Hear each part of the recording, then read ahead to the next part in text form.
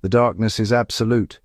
A lone Roman legionary lies low in a hastily dug scrape, deep in hostile territory. Cold air seeps through his cloak, exhaustion weighs on his limbs, yet he cannot sleep. His mind is a coiled spring, every sense alert. In this blackness, his ears become his lifeline. He filters the ordinary, rustling leaves, distant owls, from the extraordinary, a snapped twig, a clink of metal, a muffled cough. These are the sounds of danger, the subtle cues that could mean life or death. Stillness is his shield. Slow, measured breaths keep him hidden. He trusts his instincts, feeling for vibrations in the ground, sensing shifts in the air. For soldiers like him, night is a test of endurance, a battle fought in silence and shadow. He is both hunter and hunted, his patch of earth a fragile fortress. Survival depends not on strength, but on becoming one with the darkness.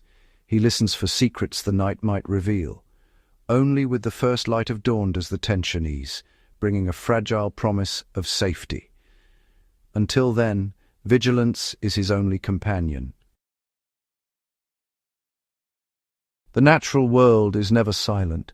Ancient soldiers learned to read its signals, birds taking flight, deer stamping, crickets falling quiet. A sudden alarm from animals was a warning. Something, or someone, was near. By watching wildlife, a soldier could gain precious seconds to hide or prepare. This skill crossed cultures and continents. Desert lizards, river frogs, even insects became sentinels.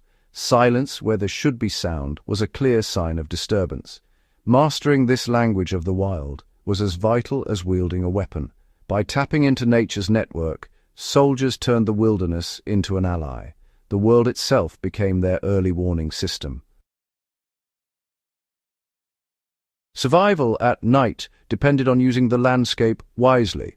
Open fields meant exposure. Natural cover, rocks, thickets, depressions offered protection.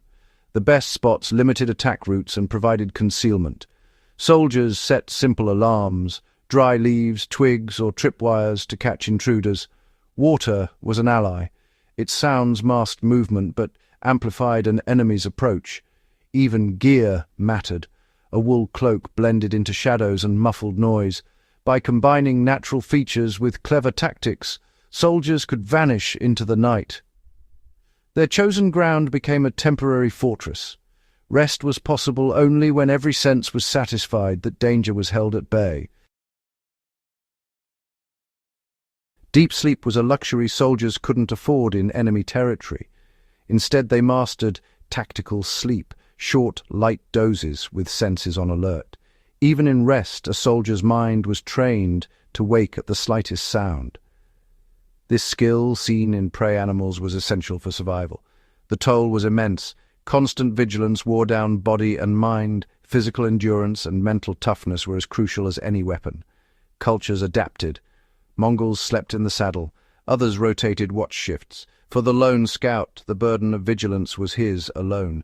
He learned to command his body to rest while his mind stood guard. Survival meant never fully letting down his guard, even in sleep.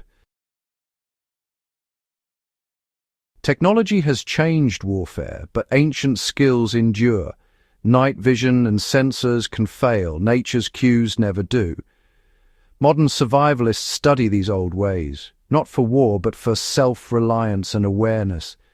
Reading animal alarms, finding shelter and staying alert are timeless skills. Situational awareness is as vital in a city as in a forest. By learning from ancient soldiers, we reconnect with our instincts and resilience. In a distracted world, these lessons remind us to be present, prepared, and respectful of nature's wisdom.